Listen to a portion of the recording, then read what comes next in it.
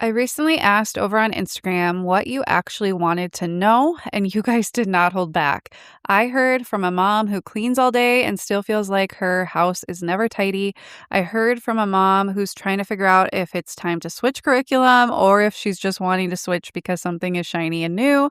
I heard from a mom who's always second guessing and doubting herself and so many more moms I heard from. And today I thought it would be fun to take some time and answer your specific questions straight from you that I asked for over on Instagram. So let's jump in. Glue. It's messy, it's sticky, it gets everywhere, but without it, nothing holds. Homeschool life can feel messy too. We have the loud days, the mental overload, so many moving parts. But what we don't need is more curriculum or more pressure to do it all. We need something that holds, simple systems, steady rhythms, the kind of structure that makes homeschooling easier instead of heavier. Hi, I'm Sarah, a homeschool mom of 4, and this is the Homeschool Glue podcast. Each week we have an honest conversation about real homeschool life and the simple systems that help overwhelmed homeschool moms clear the mental clutter, build rhythms that actually stick, and create the peaceful lives we are all craving. If you're tired of carrying everything and getting nowhere, you are in the right place. Grab that load of laundry and let's get started. Welcome back. I am so excited for this episode. I just thought it would be fun to take a break from my planned content here on the podcast and take some time to answer your questions. I have been doing a weekly, I guess you could call it, series on my Instagram stories where I've been answering questions, and there have been so many good ones that I thought, why not take some extra time to answer some of these questions by doing it on the podcast? I can explain a lot more, and just hearing it from my voice instead of me writing it out or having 1 minute to answer in my stories is just a lot more helpful, I think. And so I put a call out for questions in my stories saying I'm going to do a whole podcast episode answering your questions, and so many people responded. And so I'm very grateful if you were one of those people, and I hope I can give you some helpful answers. Keep in mind, I am not a homeschooling expert. I am not a parenting expert. I am just a mom. But if you follow me, I'm guessing you are interested in what I have to say. And I have my own unique perspective. I do really, I don't want to say pride myself, but I do really take the time to think about answers, and I am a very thoughtful mom, which I'm sure you are as well. I just really like to analyze things and find the best way to do things. And so I am going to share my advice, take it with a grain of salt. Hopefully it will have some wisdom in it. I prayed before recording so that I could give good advice, but I just want to keep it real that I am not a homeschooling or a mothering expert, but I have gotten some of the best advice from imperfect moms just like me. And so hopefully this can be helpful. And I'll share what I do, but it may not be what works best for you. And I love learning from you as well. So if I share something and you vehemently disagree, let me know over on Instagram, hopefully nicely, so I don't cry. Um, anyway, I have grouped these into a few different topics based on kind of where they fall. So that way I can kind of answer similar questions alongside other similar questions. But we're going to get into system, structure, and time management type questions, homeschool related questions, and then there were some business or behind the scenes questions of how I do what I do. And so let's jump in. I don't want to take a ton of time rambling at the beginning. So let's start with the system, structure, and time management questions. So the first question, how do you get out the door on time or quickly? It's always such a battle in our house, and I always end up stressed and late. Okay. I will preface this by saying I am a chronically early person, so I think that makes me qualified to answer this, but also it's just how I run. I hate being late, which I'm sure everyone listening does not like being late. So, but I think because I'm so on it with time that I end up getting places early because I'm always afraid of being late. And so I overcompensate and then I'm early and have to drive around before I go places. And so some things I do, I always, and this is just like a life tip, I always assume I'm gonna be late, and I always assume I'm gonna forget things. That doesn't really fit with this question, but it's just something I've actually been thinking about as I've been analyzing how I live my life. I always assume I'll be late, and I always assume I'll forget everything. And so, uh, I keep that in mind when I'm doing my day-to-day life. And so if I assume I'm gonna be late, I end up getting ready to leave way earlier than I actually need to leave. Is it annoying to show up early to places? Yes, but I'd rather show up early than late. And so I usually give my kids, let's say we have to be somewhere close by and it'll take like 5 minutes to get there. I assume like actually getting our shoes on 15 minutes before is still cutting it close. And so what I'm trying to say is I leave a lot like way earlier than I need to. I always assume it's going to be a struggle when we get out the door. It often is. I'm not a mom expert.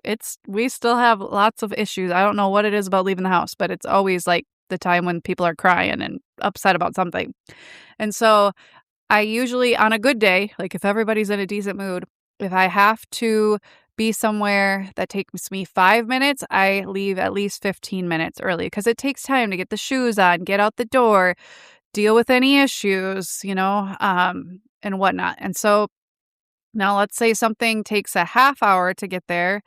I will leave at least 45 minutes early because leaving is not quick. Like the shoes and all of that takes time. And so I always build in extra time. I don't know if that's helpful just to leave way earlier than you think, but I do end up early to places. So it must work. So always add like a 15-minute buffer because with kids, you just never know. Sometimes I forget something. I have to run home quick. Sometimes we have to have a little conversation in the car, if you know what I mean, because of attitudes or people not wanting to help or whining or whatever. So I always try to build in that extra time so that I very rarely am like, oh my gosh, we're going to be late. Gotta hurry because I don't like that feeling. Plus, I'm trying to teach my kids, like, don't hurry. Just get there late. It's not worth driving too fast for. Okay.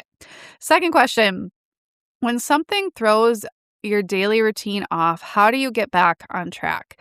Um, Pretty much every day something throws my daily routine off track. And so at this point, I don't even stress about it. This is another thing. Like I just assume my day is not going to go how I want it to go.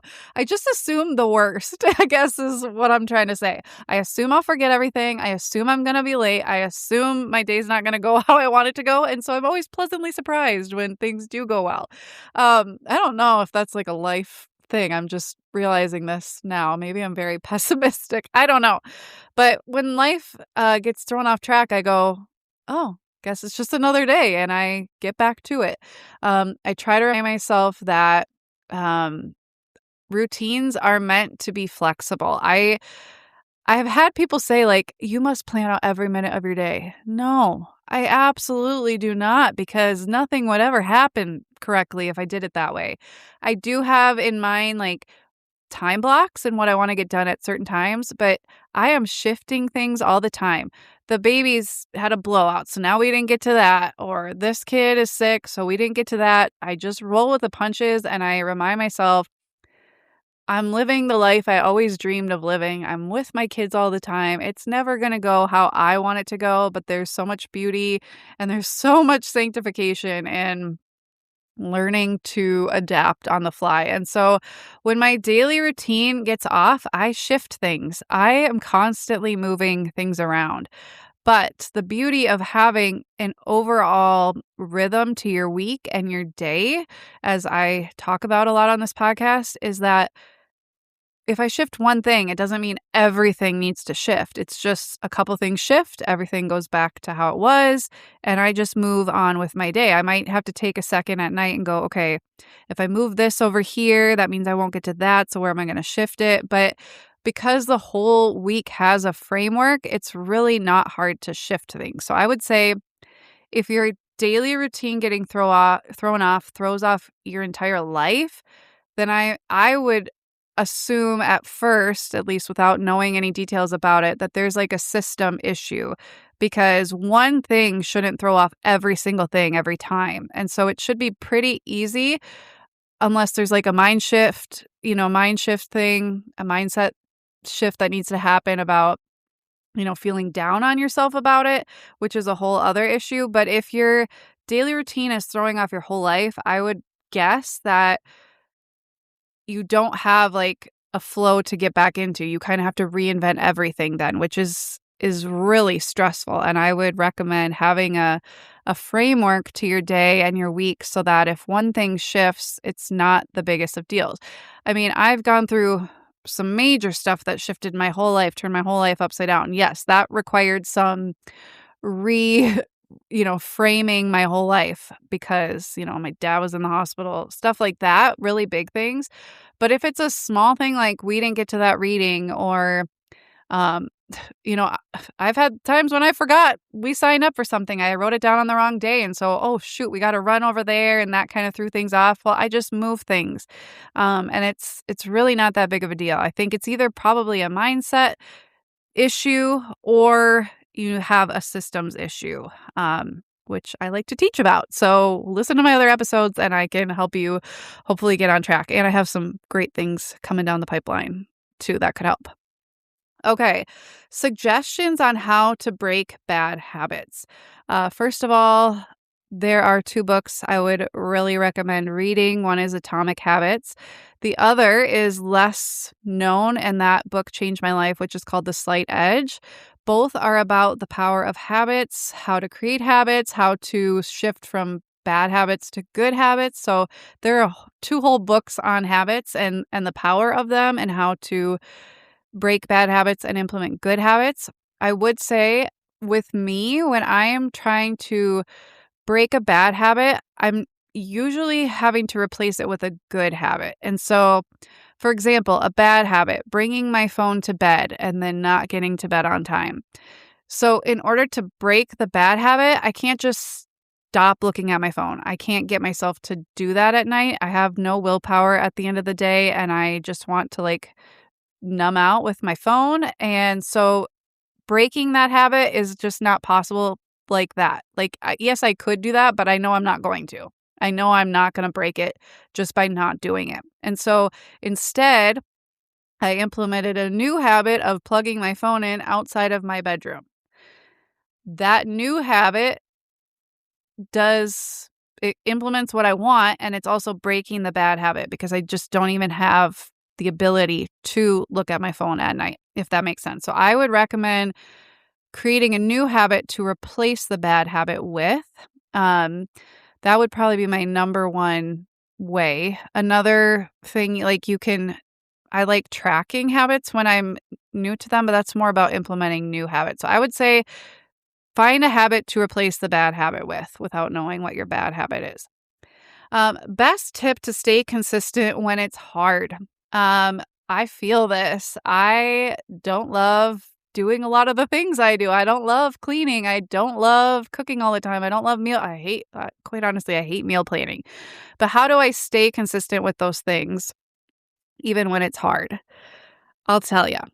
I remember how I feel when I don't do these things. I feel chronically overwhelmed. I feel chronically scattered. I'm short with my kids. I am not the mom I want to be. I'm not the wife I want to be. Everything starts to feel hard when I am not consistent in most of the time with most of my habits. I'm not saying I am perfect. Absolutely not. Like I fall off with all of my habits throughout the week at some point. That's normal. But in general, consistency over time, like 95% of the time, really helps keep my life running and helps me stay present with my kids, helps me be in the mindset that feels like, I don't know another way of saying it other than like flow. I can really, be in tune with the person God created me to be, which is a overall pretty happy, optimistic person, faithful, really present with my kids and just a lighthearted kind of person, which is what I am naturally if I'm not super overwhelmed all the time. And so my biggest tip for staying consistent when it's hard is to remember why it matters to stay consistent. Because if you're not consistent, then you're going back to all the old habits and you didn't like doing that because it's stressful and it's overwhelming and you're not the person you want to be. And so the biggest thing to do is remember why you're doing it. Like, for example, we do our weekly cleaning as a family. Do my kids like doing it? No. Do I like doing it? No. But I remember why we do it. First of all, if we do it all together, then I don't have to do it by myself and take up my own time to clean our house. Secondly, it's teaching my kids very valuable lessons about owning the responsibility for the home that you use. It's not just teaching them the skills of cleaning and things like that, but it's giving them that power of responsibility and ownership, and it's affecting other parts of our day because they don't want to dirty everything as much because they have to clean it. And so they're being more mindful of how they use the space and all of these things. It's teaching teamwork. It's teaching obedience. It's teaching so many things. And so if we don't do that consistently, then they're not learning those things, at least not in that way. And so by staying consistent and just doing it, even when I don't want to, I reap the benefit. And after our house is clean, I say to my kids, wow, it smells so nice in here from that mopping we did. Oh my goodness, look at these rooms. Doesn't it feel so good to have a clean house? Oh my goodness, it feels so tidy. I just love having a tidy home. And I truly believe all of those things. My mind is less cluttered when our house is tidy. And so I do it consistently, even when I don't want to, because of all the benefits. So I try to keep that in mind. I'm not perfect at this all the time. There are probably going to be weeks where we don't get to it because it's really busy, but I don't let that become a new habit of just not doing it. The next time it comes up, we do it because I remember what it felt like to not do that and the ownership being only on me and how my kids reacted to that and how they weren't cleaning up as well after themselves because they didn't have any ownership over it and so on and so forth. Okay, next question.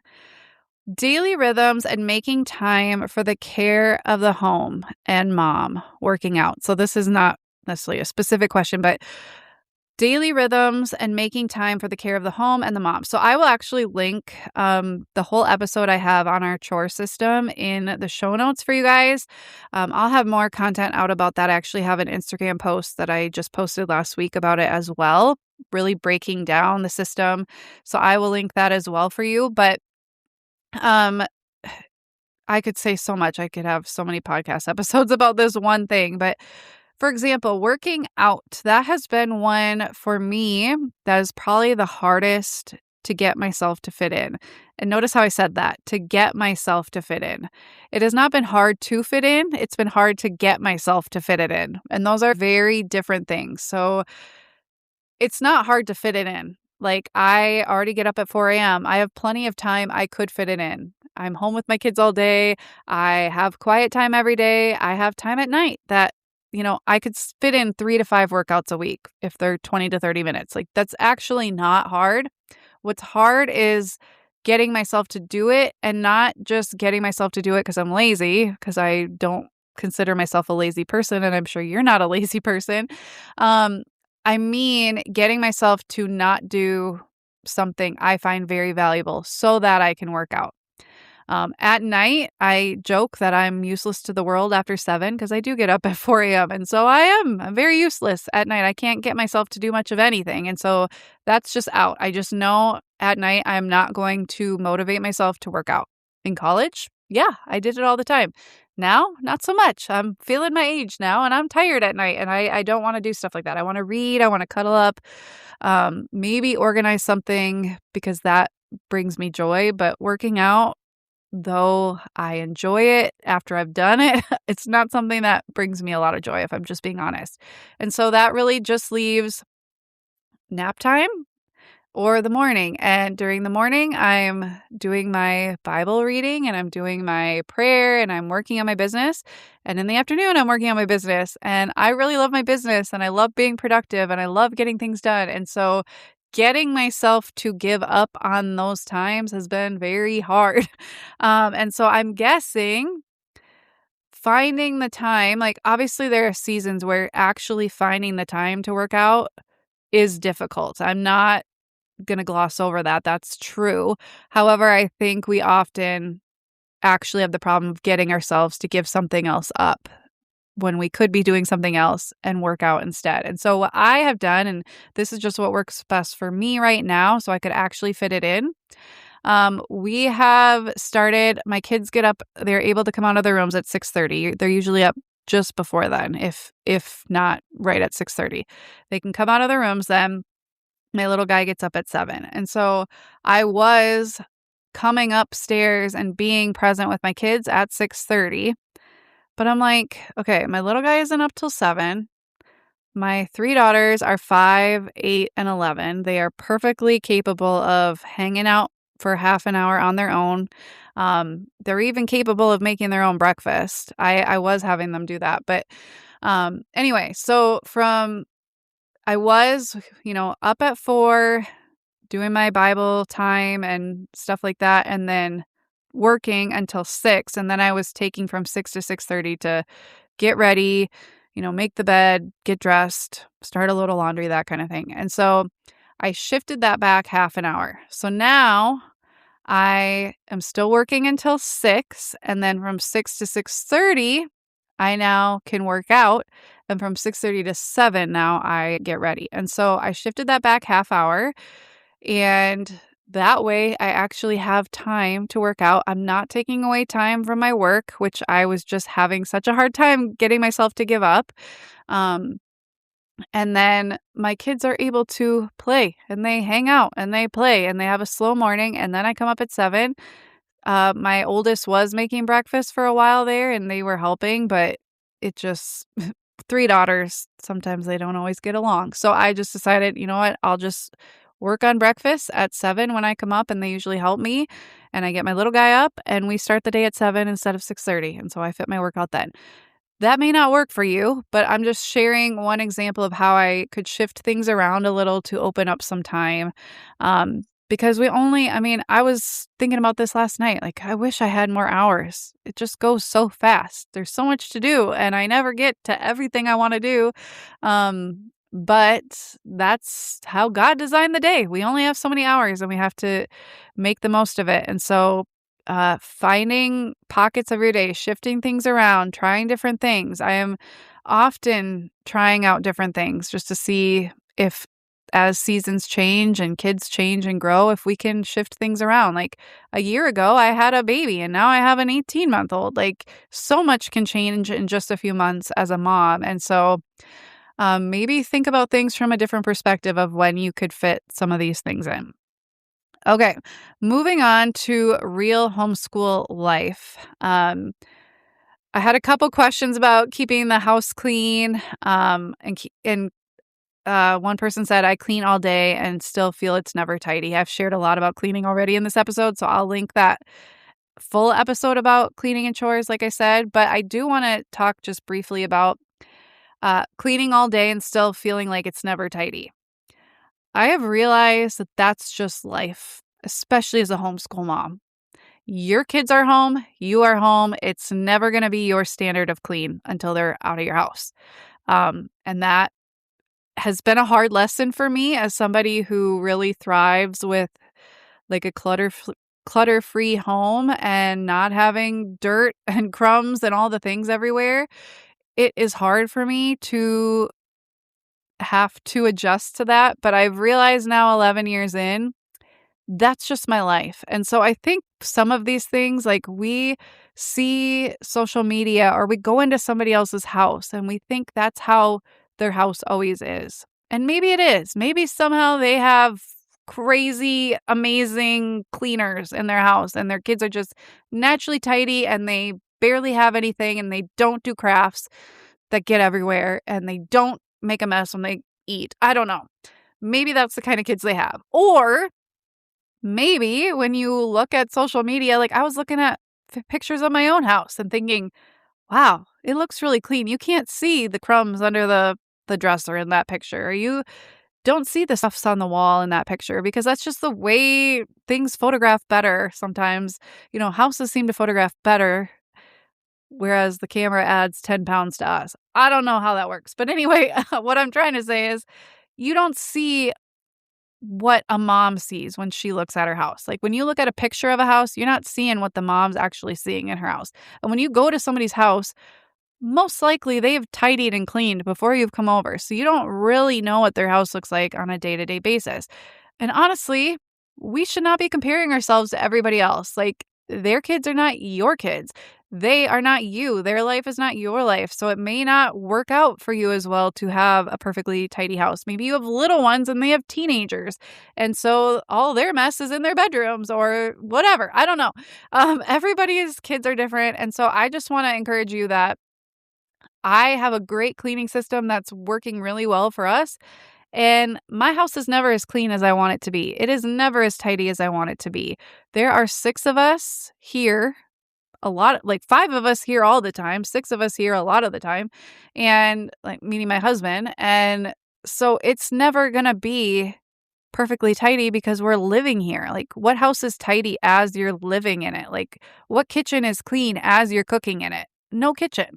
What dining table is clean as you're eating at it? No dining table. What bedroom is clean as you're getting dressed and going about your day until you have time to tidy it? No bedroom. And that's not to say like I have routines where we clean up after every meal and that kind of thing. But even after we clean up, then they get out a craft, or then we go to the living room and we play with toys and we get those out. Like there's always things out. And so, yes, we're putting them away a lot, but it's never going to be as tidy or as clean as you want it to be. And I think part of that is we just have to come to terms with it instead of trying to fight against just what's going to happen, if that makes sense. Okay. How do you choose the year's curriculum for each child? Okay. First of all, I have a whole blog post about what we chose that kind of gets more into why. And so I'll link that because I'm not going to break down every part of the decision. But for me, the biggest thing when we first started homeschooling was figuring out kind of our methodology and philosophy towards education. And I knew right away I leaned very Charlotte Mason. And as I read a lot more of her methodology and met with other moms who follow the same and just have, really started into that method of homeschooling, it's just become even deeper. But I have tried a few different curricula over the years, and I think how I choose is just kind of trial and error. Like I started with Heart of Dakota. I wanted an open and go Charlotte Mason type of curriculum that would really walk beside me and hold my hand at first. And that did so well for us for 2 years.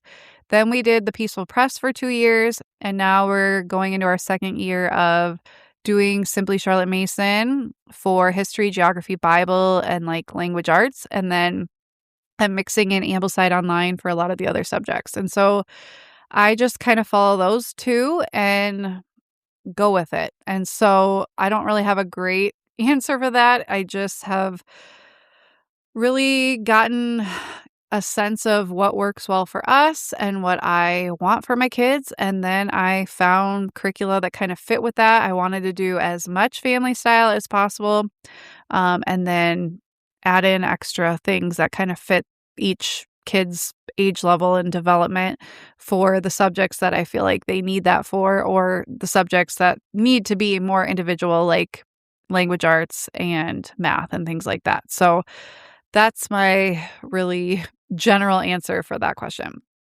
Okay, a question. I had my kids redo their grades after pulling them from public school to make sure there are no gaps in their educations. We are behind now, but they are testing above grade level. I would love to take a break, but I also feel compelled to keep pushing through the summer. What would you do? I would absolutely take a break. We get into this rut of thinking we have to finish everything, and I am just as guilty of this when as a school teacher, I didn't finish everything. I didn't finish the textbooks. I didn't always finish the books that we were reading depending on timing. And so it is okay to not finish stuff. You can pick back up later. Like take a break. I think breaks I'm taking a break this summer. I needed it so badly, and so did my kids. Like, we were hustling hard all year, my business and school and so many things going on, and we needed a break. I am absolutely pro break if you feel you need it. There is no reason to keep pushing through just because of an arbitrary label of a grade, and just because your kids haven't finished the books per se, they're testing ahead. Like, even if they weren't, like, it's okay to take a break. That's actually good for their education to not overdo it. Okay, how do you balance knowing when a curriculum switch is needed versus that other curriculum just looking shiny and new? Um, I posted a reel recently that I thought was hilarious, and a lot of people did too and related with it. It showed a person running and then another person running behind them, chasing them, and the person that's being chased keeps running faster, and the person behind them keeps running faster to catch up. And I labeled it something like how it feels as a homeschool mom when you finally picked your curriculum for the year and then you start to see every other curriculum out there. And so you start second guessing. And so many people related with that because it's so true. There are always going to be other companies, other resources out there that would be great. And so I think most of the time we just have to pick it and kind of put our blinders on. That is what I tell my kids when we're at the store. Like, if they have money to buy something, they pick what they want, and then I tell them to put their blinders on because they're gonna see a million other things that they wanna buy, but when they've decided on what they're picking, they need to put their blinders on.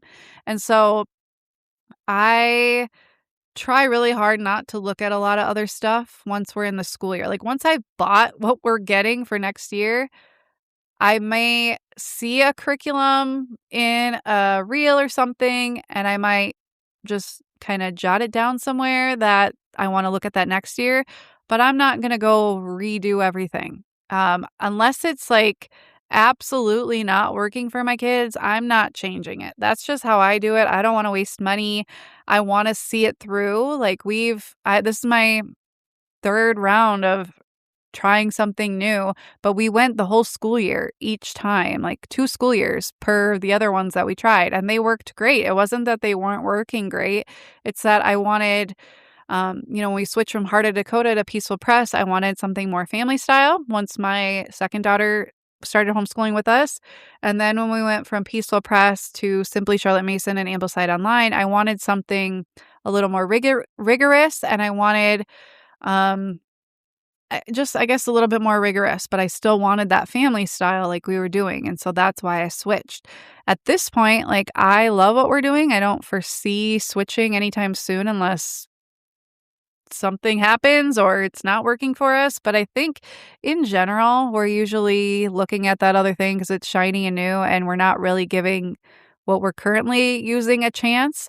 That's not to say I have changed, like, phonics programs just because I haven't tried a whole lot, and so, uh, I used The Good and the Beautiful for my oldest, didn't love that, if I'm being honest, and then I used Explode the Code with my second born, who absolutely loved it, and then I started using that with my third daughter last year, and it just was kinda tough for her, and so now we're using Dash into, reading with my third daughter, and so every kid's different, so I switched, but I kinda switched. I didn't really start, I did start Explode the Code with my third, but I didn't invest a ton of money into it. They're not that expensive, and so if something's really not working, change it. That's okay. But if you, like, have bought all of the books and all of the curriculum and it's overall going well, but you just want to try something else, I would say definitely research it. If maybe think about it for next year, but I would be compelled to not go that route, because then you'll get that one and you'll see something else that looks interesting, and so it's a slippery slope. Thoughts on a designated homeschool space? I am not against a dedicated homeschool space. Do what works for you. I will share that when we decided to start homeschooling, we took our playroom, which is down a level from our main living space, and I turned that into our homeschool room, and we used that for a year. And I think it was into the second year, I want to say. I don't even remember exactly, but the next year or at some point, I realized like I hate this. Like my younger kids want to go upstairs and play in the living room or do a craft next to the kitchen, and I have to run up and down all the time, and there's gates everywhere, and I'm just getting really annoyed being stuck in this room. And so we decided to move everything up to our dining room, and that's where we do most of our homeschooling, at least our family subjects. We sit around the dining table, we read. My toddler now will sometimes sit on my lap. He will wander around, and this floor is fully baby proof. And so he has 3 different rooms he can wander to, and I can see him in all of them. And we have the kitchen right here. So if we're painting, I can grab water and it's easy to clean up, and I don't have to worry about rugs and things like that I did in the playroom. And we have way more access to stuff. And so sometimes we'll go sit at the couch. Sometimes I'll bring stuff up to my kids' rooms, depending on what we're doing. But in general, we mainly use our dining room. And so a homeschool space that's just for homeschool could be great. I love the idea of it. Like if my house was laid out differently, like maybe if I had an extra room off of my main level, I would do it because then we're still like within a couple steps of everything else. But having it on a different floor for us personally was really annoying. Um, and so now I'm building a library in there, which is really exciting. I just bought 6 bookcases. So follow me on Instagram to see that. But um, yeah, we could still homeschool. Like I have taken like math down there and done that with a daughter at some point, but it's not like our main space anymore for homeschool. Okay, any tips to avoid second guessing yourself? I bought curriculum, now second guessing.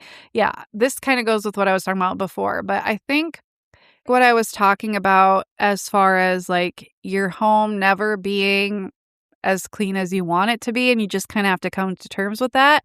I think in general with homeschool, we are going to second guess ourselves. And I think at some point we just kind of have to take that thought captive and let it go. Give it to God, because there are so many options. And now with social media, you're constantly seeing what everybody else chose. And like, I'm not going to feel guilty about sharing what we use. I'm not trying to get people to second guess what they're using. I just find it helpful, especially at the beginning, to see what other people are doing and thinking, oh, would that work for us? So that's why I share. But if it's causing you to second guess everything you're doing, don't look at my content about curriculum. I don't want that for you. I think we just have to come to terms with in life, sometimes we're going to see things, and we either can constantly be reassessing what we're doing, or we're going to have to just say, I'm going to trust God that this is what curriculum I'm supposed to be using right now. And if he wants me to use something else, he can hit me over the head with some kind of idea that that's what I need to choose. But otherwise, I'm just going to stay in my lane and use this until it's time to reassess for the next year. I think second guessing is just what's going to keep happening unless you decide I'm just going to be confident in what I chose. Because I think part of it's like parenting. I second guess my parenting all the time because there's no manual on how to parent my specific children every situation. And so it is so easy to think that what you're doing is wrong, even when it's not, just because there's nobody telling you exactly what to do. And so with homeschooling, there are so many ways you can homeschool a child. And so you have to just decide, this is what I'm trying for right now. I can always change my mind later, but I'm not going to second guess everything I chose just because somebody is doing it differently, or just because something else looks shiny and new and great, which it probably is, but that doesn't make what I chose less shiny and less great, if that makes sense. Okay. Do you set up activities for your toddler to keep him busy while you focus on the olders?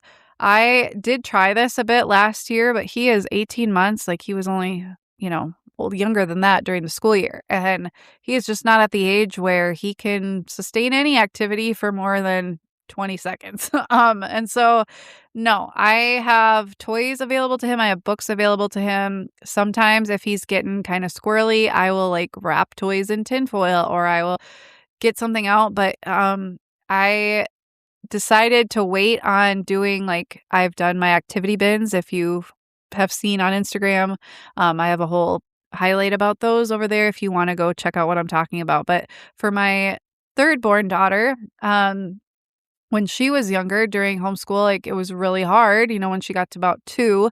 And so I started making activity bins for her and that worked wonders. And I plan to do that again for my toddler once he's at the age where he can do an activity for more than 20 seconds. And so right now he's just opening drawers and getting stuff out and looking at books and wandering around. I will get Play-Doh out for him. He's thankfully, knock on wood, he's a kid that does not put much in his mouth, which I don't know how that happened, but that's just the kid he is. And so I can trust him with homemade Play-Doh. I mean, if he ate it, it wouldn't hurt him, but um, and stuff like that, but in general, he kind of just wanders around and we cuddle with him here and there. But I don't do specific activities with him pre-planned yet. I do plan to make activity bins for him when he gets a little bit older. More, and that worked really well for my youngest daughter because she was just really fighting for my attention and fighting for it in all the ways that would get my attention, which was negative at the time. And so I built in a lot more positive attention at the start of our homeschool. And then I started making those activity bins. So she would have these special bins, these like magical bins that I got out during homeschool time. And to her, this was like a huge deal at 2 and 3 and 4. That I made every month. And so they were special and only for homeschool time. And so I would get those out. And so that really helped because she was at that age where she really wanted and craved my attention and was looking for it in all the negative ways. And when I'm homeschooling, I can't always give her my full attention. And so by building it into the beginning of the day, by reading and cuddling with her before homeschool time, and then creating those bins, it really helped her feel special. And she was still part of our homeschool, but obviously was too little to be, doing a lot of the stuff we were doing. And so that gave her something special and kind of filled up her cup. So I do plan to do that with my little guy when he gets a little bit bigger. How do you deal with a kid who resists anything school related? I've had somebody ask a similar question on my Instagram before, and I don't have a child who resists all school, but I definitely have children who have had bad attitudes, who resist for that day or resist the certain subject. And it really depends on where it's coming from. In general, if they are not getting enough sleep, or if maybe we need to revamp the way we do this. Maybe I'm asking them to sit for too long and they need to be up and moving. Maybe they're really struggling with a subject, and this may be an area where I would look at approaching that subject from a different perspective or a different curriculum. If it was really causing issues with my child and something else could be a little easier for them or could fit with their learning styles a little bit better or something like that. I haven't had to do that, but it would be something I would look I guess I kind of have done that actually. The Good and the Beautiful language arts for my oldest, as a former English teacher, I was worried. I was worried because she was hating phonics. She was hating reading. And I was just like, this is awful. I can't have my kid hate reading. I'm an English teacher. And so I realized the huge focus on all of the rules that I never learned, or if I did, do not remember, and I was having a hard time keeping them straight. I realized that just wasn't working for her. And it was causing issues, and she was hating it. I was hating it. It just wasn't going well for us. That's not to slam the Good and the Beautiful language arts. It's just for us, it didn't go as well as I wanted it to. And so by switching to something that was a lot different, explode the code, it did wonders for us. And so I would consider that if I thought that could help my child. The other thing is I struggle with this question because, some kids have learning disabilities, some kids have defiance disabilities or issues, or however you would say that. I don't know the exact terminology for it, but in general though, if I have a child who's really giving me attitude about something, I will remind them school is your number one priority in our day. And so if that one priority is not if the expectation of finishing it isn't met, then you're not going to go play with your friends, or you're not going to get screen time, or you're not going to do X, Y, and Z that you want to do because you have not done what is required of you. Just like I would not let my kids not go to school for long, multiple days just because they didn't want to if we were in public school, unless obviously like they're getting bullied or something. That would be a whole different story. But if they just didn't want to go to school because they were just resistant to it, we would be finding a way to get them to school, And so I really look at homeschool as this is their number, like this is their job, is to be educated. And so if there's not some deeper reason for why they're resisting, they just don't feel like it or they don't want to, they're not going to get to do a lot of the fun stuff because that's required of them. Just like if I don't, if I were working outside the home and I didn't show up for work, I'm not getting paid and I'm going to lose my job. And so I would kind of take the tough love route for that. But that's without having any other information about the child and things like that. I would definitely have a heart to heart with them about it, see if there's something going on that's deeper that we could relate with. Maybe they're not getting enough one-on-one time. Maybe they're feeling overshadowed. You had a new baby and they're feeling neglected in some way. Like that doesn't mean that all their feelings are necessarily valid and true, but I would take that into account and see if there's positive ways we could attack this as well. Okay. Lastly, our business and behind the scenes questions. How do you find time to build homeschool glue while homeschooling with a side job as well? And so I don't know if I've shared this on the podcast, but I do homeschool glue. I homeschool my kids. I have a part-time job outside the home that's pretty flexible. It's only a few hours a week, but definitely is something that I have to make time for every week. And then I also do social media a couple hours a week for a friend's business. How do I do this? I am very diligent about my systems and my time blocks. I get up at 4 a.m. and I work until 6, minus Bible time and stuff like that. I have a daily quiet time where my kids entertain themselves and my toddler naps and I work. I have a work day every week where my kids go to my parents' house for, 6 or 7 hours a day for that day. And I get a ton of work done. I say no to a lot of things. This is why I'm consistent, because I have to be to make everything work and to not get super overwhelmed.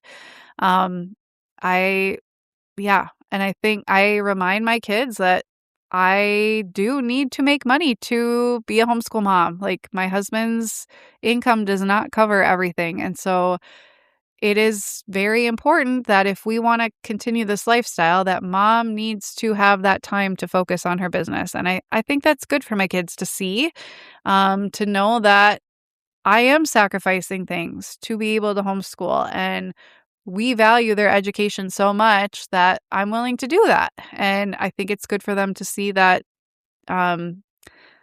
not every part of my day fully revolves around them. And they are able to, and it's good for them to find things on their own to do. Does that mean it's always easy? Absolutely not. But that's how I build it in. Systems are huge because they allow a lot of things to run kind of on autopilot. I don't have to worry about them until it's time to do them. Let's see.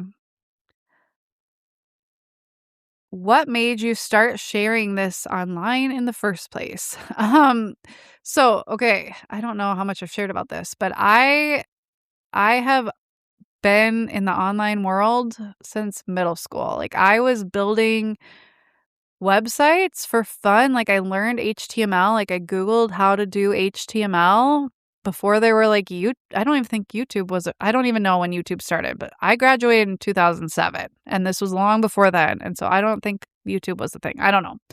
So I was Googling how to build websites. Like I was coding by hand. I learned Photoshop. Like I asked for Photoshop for my birthday and we got like this copy that we thought was legit, but it was like a bootleg copy on eBay and all this thing.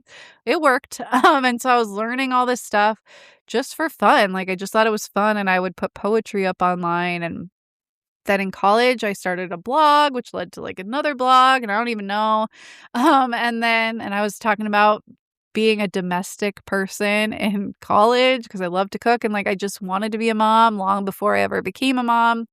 And so then I got married and I started a YouTube channel where I shared a lot about homemaking and planning and things like that. And then as I became a mom and ran a daycare, I shared about that. And then I started homeschooling. And so I shared about that. And so it's morphed over the years, but I think I just like sharing. I don't really know. I just remember a few years, like long before I became a mom, I was in college. It was summer break and I was talking to a friend. And I remember thinking, I just really feel like I'm going to be a jack of all trades. Like I'm going to have a lot of different things that I do. And I'm not going to have like a normal job. And I just had that sense. And I tried teaching for a few years and I did not love it. And I knew I wanted to be home. And then I ran a daycare and did all of this on the side. And now it's slowly building. Still not a full-time income, but uh, it's growing and I'm very appreciative. I absolutely love being an entrepreneur. I love creating content. I love helping people and connecting. I am an introvert, but I love that I can connect with people and be myself without having to like be in front of a million people. Like I don't ever anticipate speaking in front of hundreds of people or anything like that because that's absolutely terrifying to me and I think I would just die.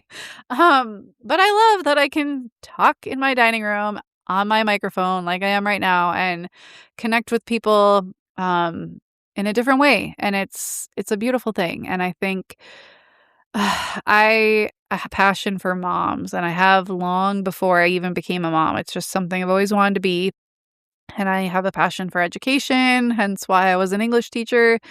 And I have a huge love and passion for systems and managing time and productivity, but for the sake of being able to show up for the things that truly matter. Not that our house doesn't matter or the cleaning and the meal planning doesn't matter. They do, but the hearts of our kids matter. And if we are so bogged down by all of this extra stuff that not even extra, all of the requirements of being a mom, if we're so burnt out by just the daily grind of all the things we have to do just to keep our kids alive, like we aren't accessing their hearts and we aren't shepherding them and we aren't um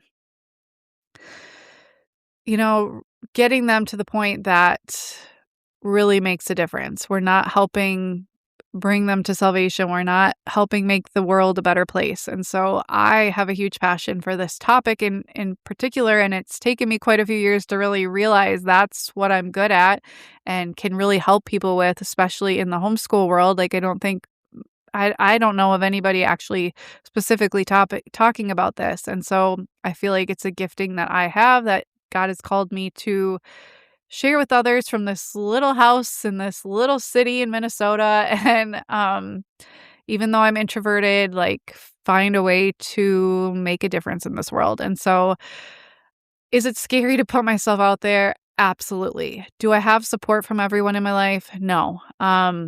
It's something I struggle with. I know there's people who have their own judgmental thoughts about what I do, and that's definitely hard. But when you feel God leading you somewhere, you're going to go. Or you're not. You're going to go against it. And I've chosen to just go, even though not everybody's the most supportive. I have amazing support. That's not to say like nobody's supportive. I have some amazing support in my life, but it is incredibly vulnerable and scary for me. Like if nobody at all in my personal life could know what I'm doing, that would be amazing. And if I could not show my face at all, that'd be great. But I have. And so I'm okay with it. I'm okay with looking like a silly person online. I'm okay with not being perfect and sharing my flaws if it means that other moms feel okay with that too, because there's just so much of this perfectionism online. And even when we're not trying to portray ourselves that way, it still comes across that way. And so I'm willing to be vulnerable if it means, helping other moms and helping support my family. I'm willing to do that. So anyway, that's a little peeling back of the curtain if you stayed to listen to this point. I will put links to whatever I said I would put links to in the show notes. I really appreciate you making it through this episode. I want to come back and do this every few months because I think this is really fun to answer your specific questions. I hinted a little bit at something earlier coming up where I will be able to help people more one-on-one and also have some resources and things to really truly help you beyond what I already offer here for free. So look for that. I would love to say so much more, but I can't yet because it's not ready. But stay tuned for that. Thank you so much for listening. Make sure you come back in a couple weeks. I am taking a little break this summer and just posting every other week, but I plan to be back every week in the fall, every Tuesday. So check back. And if I'm not here, then check over on Instagram. I'm very active over there. So thank you so much for listening. I'll talk to you next time. Happy homeschooling. I pray this episode blessed you and gave you something useful that will make homeschooling easier or more fulfilling. If this episode made you feel seen or gave you one thing to change this week, would you please share it and leave a review? That's how more homeschool moms who are struggling with overwhelm can find something that actually helps. You can always find me on Instagram at Homeschool Glue, where we talk simple systems, rich learning, and the real version of homeschool life. You don't need to do it all. You just need systems that stick. I'll see you next week. Happy homeschooling.